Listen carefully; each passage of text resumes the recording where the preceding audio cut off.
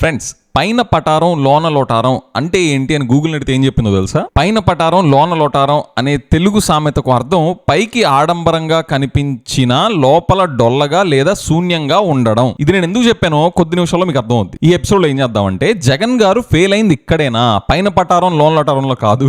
జగన్ గారు ఫెయిల్ అయింది ఇక్కడేనా అంటే, ఇలాగా గూగుల్ లాంటి కంపెనీస్ వెనకపడి వాటిని ఆంధ్రప్రదేశ్ లో పెట్టించేలాగా చేయడంలో ఆయన ఫెయిల్ అయ్యారా? ఇది లాస్ట్ లో చూద్దాం. అండ్ దానికన్నా ముందు మోస్ట్ ఇంపార్టెంట్ థింగ్, ఈ గూగుల్ డేటా సెంటర్ రావడం వల్ల ఆంధ్రప్రదేశ్ కి అసలు బెనిఫిట్ ఏంటి, ఇందులో సిబిఎన్ గారు లోకేష్ గారు చూపించేది ఏంటి, దాచేస్తుంది ఏంటి, అసలు విషయం ఎంత ఉంది, గ్యాస్ ఎంత ఉంది అని డీటెయిల్డ్ గా డేటాతో ఎపిసోడ్ లో చూద్దాం. Hi, this is Vijay Kesari and welcome to Andhra podcaster, where we discuss questions, perspectives and possibilities focused on development of Andhra. Alright, first Google data center అనేది ఆంధ్రప్రదేశ్కి రావడం అనేది ఎంత పెద్ద విషయం, దీనివల్ల ఆంధ్రప్రదేశ్కి ఎంత బెనిఫిట్ జరుగుతుంది అని చూడడానికి మనం దీన్ని జగన్ గారి టైంలో జరిగిన ఒక దాంతో ఒక ఎగ్జాంపుల్ తీసుకొని మనం దీన్ని కంపేర్ చేద్దాం. ఇప్పుడు సిబిఎన్ గారు లోకేష్ గారు ఎలాగైతే గూగుల్తో కలిసి 1000 మెగావాట్స్ డేటా సెంటర్, 1 గిగావాట్స్ కెపాసిటీతో డేటా సెంటర్ పెట్టించడానికి ఎలాగైతే ఇనిషియేట్ చేశారో, ఇలాంటిదే జగన్ గారి టైంలో అదానీ గ్రూప్తో కలిసి 300 మెగావాట్స్ డేటా సెంటర్ పెట్టించడానికి సేమ్ ఇనిషియేటివ్ జగన్ గారి టైంలో, సిమిలర్ ఇనిషియేటివ్ జగన్ గారి టైంలో జరిగింది. ఈ డీల్ కి ఆ డీల్ కి డిఫరెన్స్ ఏంటో ఒకసారి చూద్దాం. దేనివల్ల ఏపీకి ఎక్కువగా బెనిఫిట్ జరుగుతుందో కంపేర్ చేస్తా చూద్దాం. జగన్ గారు అదానీ గ్రూప్ తో 300 మెగావాట్స్ కెపాసిటీతో డేటా సెంటర్ పెట్టేటప్పుడు దీనివల్ల ఆంధ్రప్రదేశ్ లో పెద్దగా జాబ్ క్రియేషన్ జరగదని, ఉపాధి కల్పన అనేది డేటా సెంటర్ ప్రాజెక్ట్స్ లో జనరల్ గానే జరగదు. ఇక్కడే ఆంధ్ర, ఇండియాలోనే కాదు, ప్రపంచంలో ఎక్కడైనా కూడా జాబ్ ఇంటెన్సివ్ ప్రాజెక్ట్ కాదు డేటా సెంటర్ అనేది. కానీ ఏపీ గవర్నమెంట్ సైడ్ నుంచి మనం బెనిఫిట్స్ అండ్ ఇన్సెంటివ్స్ ఎంతో కొంత ఇస్తున్నాం కాబట్టి వాళ్ళ నుంచి మనం కూడా, ఆంధ్రప్రదేశ్ కూడా బెనిఫిట్ పొందడానికి జగన్ గారి టైంలో ఈ డీల్ని ఎలా స్ట్రక్చర్ చేశారంటే, అదానీ గ్రూప్తో ఎలాగ ఒప్పందం చేసుకున్నారంటే, డేటా సెంటర్ పెట్టడం అనేది జాబ్స్ ఇంటెన్సివ్ ప్రాజెక్ట్ కాదు కాబట్టి, అయినా కూడా మేము మీకు ఇన్సెంటివ్స్ ఇస్తున్నాం కాబట్టి మీరు ఆంధ్రప్రదేశ్లో ఏం చేయాలంటే, ఆ వైజాగ్లో ఈ డేటా సెంటర్తో పాటు ఒక ఐటీ టవర్స్ని, ఐటీ పార్క్ని, ఆ ఎకోసిస్టమ్ని కూడా మీరు డెవలప్ చేస్తా 25,000 మందికి ఉపాధి కల్పన జరగాలి, 25,000 జాబ్ క్రియేషన్ మీరు చెయ్యాలి అనే కమిట్మెంట్ తీసుకొని అదానీ గ్రూప్కి జగన్ గారి టైంలో ఇన్సెంటివ్స్, ల్యాండ్, ఆ 300 మెగావాట్స్ డేటా సెంటర్ పెట్టడానికి పర్మిషన్స్ ఇచ్చారు, ఆ ఇనిషియేటివ్ స్టార్ట్ చేశారు. సో సింపుల్గా 300 మెగావాట్స్ డేటా సెంటర్తో పాటు మీరు డెవలప్మెంట్ సెంటర్ కూడా క్రియేట్ చేసి 25,000 జాబ్స్ కమిట్మెంట్ తీసుకొని డీల్ని స్ట్రక్చర్ చేశారు జగన్ గారు. ఇప్పుడు సిబిఎన్ గారి డీల్లో గూగుల్ వాళ్ళు ఎన్ని జాబ్స్ క్రియేట్ చేస్తామని చెప్పి కమిట్మెంట్ ఇస్తున్నారు తెలుసా? 300 megawatts with development centre during Jagan గారు టైం 25,000 జాబ్స్ కమిట్మెంట్ తీసుకుంటే, ఇప్పుడు దానికి 3 రెట్ల కన్నా ఎక్కువ, 1 గిగావాట్స్ అంటే 1000 మెగావాట్స్ కదా. సో 300 మెగావాట్స్కి 25,000 జాబ్స్ కమిట్మెంట్ తీసుకుంటే విత్ డెవలప్మెంట్ సెంటర్, ఈ 1000 మెగావాట్స్కి కనీసం విజనరీ అని చెప్పుకునే సిబిఎన్ గారు, సంపద సృష్టికర్త అని చెప్పుకునే సిబిఎన్ గారు 300కి 25,000 జాబ్స్ కమిట్మెంట్ ఎట్లయితే జగన్ గారు తీసుకున్నారో, ఈయన లెవెల్కి కనీసం జగన్ గారి పార్లెన్స్లో 75,000 జాబ్స్ కమిట్మెంట్ తీసుకోవాలి. 3 రెట్లు ఎక్కువ ఉంది కాబట్టి. కానీ ఈ డేటా సెంటర్ పెట్టడం వల్ల ఎన్ని జాబ్స్ అఫీషియల్గా క్రియేట్ అవుతున్నాయి తెలుసా?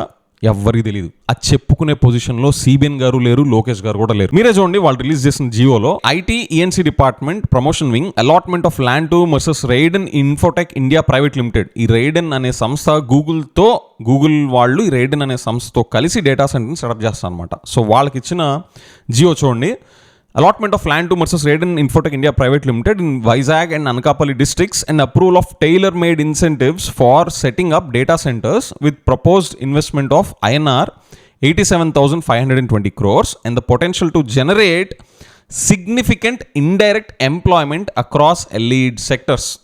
అంటే డైరెక్ట్ జాబ్స్ ఎన్నో తెలియదు, ఇండైరెక్ట్ జాబ్స్ ఎన్నో తెలియదు, సిగ్నిఫికెంట్గా క్రియేట్ చేస్తుందని చెప్పి అఫీషియల్గా డాక్యుమెంట్లో పెట్టింది ఇది.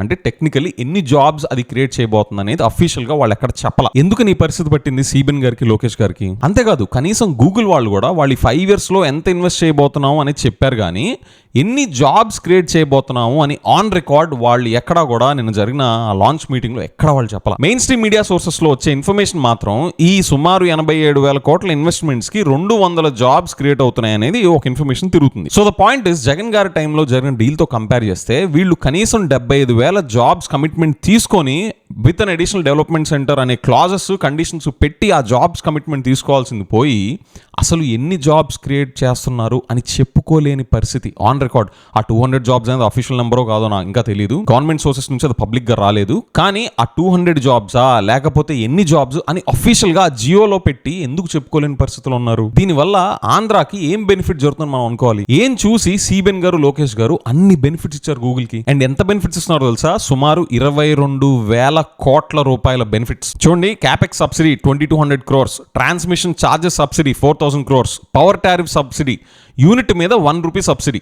మీరు ఈ 1 రూపీ ఎఫెక్ట్ ఎంత అంటే ఒక డేటా సెంటర్ గంట రన్ అవ్వడానికి 10 లక్షల యూనిట్లు ఖర్చు అవుతాయి. అంటే జీవీఎంసీ గంటకి 10 లక్షల యూనిట్స్ కన్జ్యూమ్ చేస్తే సేమ్ అదే లెవెల్లో ఒక డేటా సెంటర్, ఈ 1000 మెగావాట్స్ కెపాసిటీతో ఉన్న డేటా సెంటర్ రన్ అవ్వడానికి గంటకి 10 లక్షల యూనిట్స్ ఖర్చు అవుతుంది. అంటే యూనిట్కి ₹1 సబ్సిడీ అంటే రోజుకి 2,40,00,000 రూపాయల సబ్సిడీ. ఇయర్లీ సుమారు 900 కోట్ల రూపాయల power subsidy. Electricity duty exemption మొత్తం కలిపి 22,000 crores సబ్సిడీ ఇస్తున్నారు for Google to set up this data center. CBN గారు, లోకేష్ గారు, మీరు ఇంత సబ్సిడీస్ ఇచ్చి ఆంధ్రాకి రిటర్న్ లో ఏం లాభం జరగబోతుంది అని మీరు కరాఖండిగా బ్లాక్ అండ్ వైట్ లో ఎందుకు పెట్టలేకపోతున్నారు? జగన్ గారి లాగా మీరు డీల్ ఎందుకు స్ట్రక్చర్ చేయలేకపోయారు? ఆయన 300 మెగావాట్స్ డేటా సెంటర్ పెట్టడానికి డెవలప్మెంట్ సెంటర్ కూడా ఒకటి అటాచ్ చేసి 25,000 జాబ్స్ కమిట్మెంట్ ఎలాగైతే తీసుకున్నారో, కనీసం మీరు ఆయన స్థాయిలో ఉన్న పర్ఫామ్ చేసినా మీరు రిటర్న్ లో తక్కువ 75,000 జాబ్స్ కమిట్మెంట్ తీసుకోవాలి. సో ఎన్ని జాబ్స్ క్రియేట్ అవుతున్నాయి అని చెప్పి మీరు డాక్యుమెంటెడ్ గా పబ్లిక్ కి చెప్పుకునే పరిస్థితిలో లేరు. ఏపీ గవర్నమెంట్ కి ఎంత బెనిఫిట్ జరుగుతుంది in terms of tax revenues అని చెప్పుకునే పరిస్థితిలో కూడా మీరు లేరు. అండ్ లోకేష్ గారు, ఈ రోజు మీరు పెట్టిన 10 o'clock మీడియా ఇంటరాక్షన్ నేను చూసాను. I can see a lot of your passion and I can see lot of gas also. Gas మామూలు గ్యాస్ కాదు, సిబిఎన్ గారి కన్నా నెక్స్ట్ లెవెల్కి వెళ్ళి మరి మీరు గ్యాస్ కొట్టారు. దీనివల్ల సుమారు 180,000 జాబ్స్ అండ్ 25x మల్టీప్లేయర్ దీనివల్ల వస్తుంది అన్నారు. మరి ఇవన్నీ జియోలో ఎందుకు పెట్టలేదు సార్? ఇది ఎలా ఉందంటే లాస్ట్ 5 years లో 14 లక్షల కోట్లు అప్పు చేశారు అని మీడియా ముందుకు వచ్చి ఎలాగైతే చలామణి చేశారో సేమ్ ఇది కూడా అట్లానే లేదు. అఫీషియల్ గా కానీ జియోలో కానీ ఎందుకు పెట్టలేదు సార్? అక్కడ నిర్మలా సీతారామన్ గారు ఉన్నారు, ఆవిడ నోట్లోంచి రాలా. అశ్విని వైష్ణవ్ గారు ఉన్నారు, ఆయన నోట్లోంచి రాలా.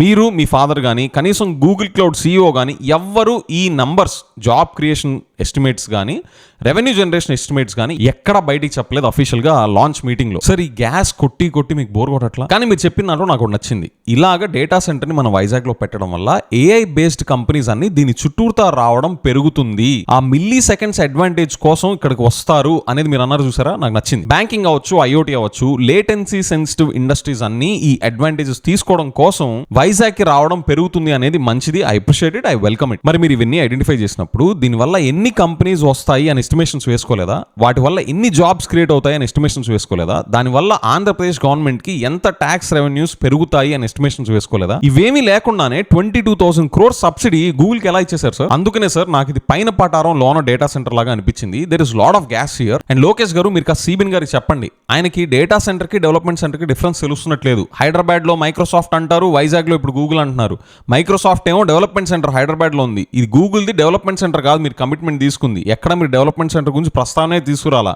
మీరు ఇక్కడ పెట్టబోయేది కేవలం data center. Development center is jobs intensive కంపారిటివ్లీ, versus data center is less jobs intensive. Now Jagan గారు ఇక్కడే ఫెయిల్ అయ్యారా? గూగుల్ లాంటి కంపెనీస్ వెనకపడి వాటిని ఆంధ్రప్రదేశ్ లో పెట్టించడంలో లాస్ట్ 5 years ఆయన రెజ్యూమ్ లో ఆయన ఫెయిల్ అయ్యారా అంటే my answer is yes and no. Yes ఎందుకు అంటే జగన్ గారి టైంలో ఇలాంటి మార్కీ కంపెనీస్ లైక్ గూగుల్, ఇలాంటి పెద్ద పెద్ద బ్రాండ్స్ అన్ని కూడా ఆంధ్రప్రదేశ్ లోకి రావడానికి ఎక్కడ వాళ్ళు ఇంప్రెసివ్ వర్క్ చేసినట్టు మనకు కనిపించలేదు. ఎలా చెప్తున్నాం విజయ్ అంటే, వస్తే కనిపిస్తాయి కదా. ఇప్పుడు గూగుల్ వచ్చింది, ఎవరైనా చెప్పాలా గూగుల్ వస్తుంది అని చెప్పి, దాని సౌండ్ వేరే ఉంటది. అండ్ నో అని ఎందుకు అంటున్నానంటే, అప్పుడు జగన్ గారు డీల్ స్ట్రక్చర్ చేసిన విధానం, ఇప్పుడు సీబెన్ గారు, లోకేష్ గారు కలిసి డీల్ స్ట్రక్చర్ చేసిన విధానం, మీరు 2 డీల్స్ చూడండి. జగన్ గారి టైంలో అదానీ గ్రూప్ తో చేసిన డీల్ కిను, ఇప్పుడు సీబెన్ గారు గూగుల్ తో చేస్తున్న డీల్ కిను ఎక్కడైనా ఆంధ్రప్రదేశ్ బెనిఫిట్స్ ఎవరు ఎక్కువగా ప్రొటెక్ట్ చేస్తున్నట్టు మీకు కనిపిస్తుంది? It's a no brainer. CBN గారితో కంపేర్ చేస్తే జగన్ గారే ఇంకా బెటర్ గా ఏపీ పబ్లిక్ ఇంట్రెస్ట్ ని ఆయన ప్రొటెక్ట్ చేసినట్టు ఆ డీల్ స్ట్రక్చర్ చూస్తే అర్థమవుతుంది. ఈ ఇష్యూ పట్ల నాకు వైసీపీ లైన్ ఆఫ్ అటాక్ లో నచ్చింది ఏంటంటే,